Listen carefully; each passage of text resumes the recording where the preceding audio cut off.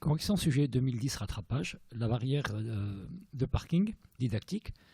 Donc il faut commander la barrière de façon automatique, soit par une télécommande, soit en saisissant un code sur un clavier. Et la barrière va se lever automatiquement quand elle va détecter la présence du véhicule, et le code ou la télécommande, puis se ferme automatiquement une fois que le véhicule est passé. Là, comme d'habitude, on décrit le fonctionnement soit par des phrases ou par le graph-set fonctionnel.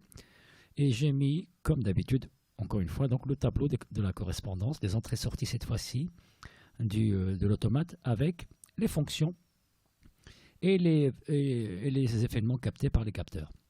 Donc, on va compléter le graph-set point de vue commande, en se basant sur le graph-set fonctionnel et le tableau à droite ici.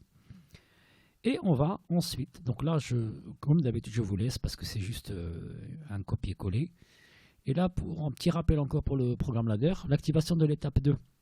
L'étape 2, elle est précédée par l'étape 1 avec I1, ou bien on peut venir de l'étape 4 avec IC, qu'on va rajouter en parallèle. Donc il y a un ou logique.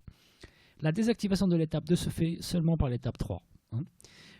Pour l'étape 4, la désactivation peut se faire soit par l'étape 2, en passant par ici, IC, ou bien IC et 1 bar nous emmènent vers l'étape 1. Donc il y a un ou logique. Pour la désactivation, c'était oui, la désactivation. Mais pour l'activation de l'étape 4, c'est l'étape 3 en série avec I2 que j'ai déjà mis ici.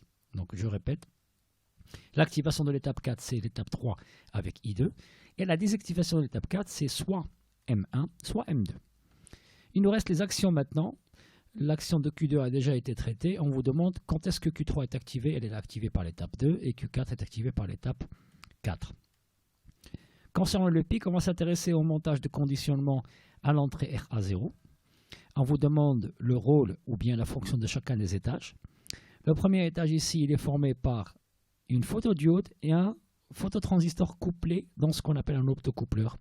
Le signal passe non pas sous forme électrique, mais sous forme d'ultraviolet, donc un signal lumineux. Ce qui fait que le signal à gauche, enfin, que le circuit à gauche a une masse différente et une alimentation différente, 24 volts et masse du 24, et le circuit du pic a une masse du 5 volts et l'alimentation plus 5 volts. Donc on fait ce qu'on appelle une isolation galvanique. L'étage 2, tout le monde l'a reconnu, c'est un filtre.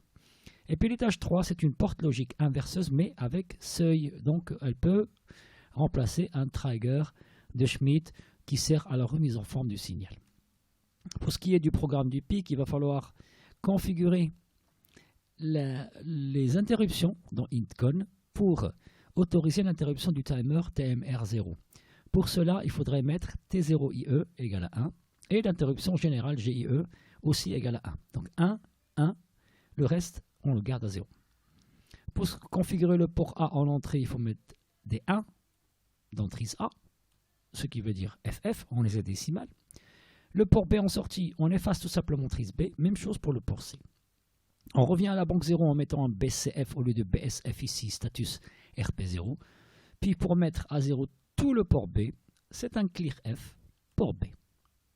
Merci à vous.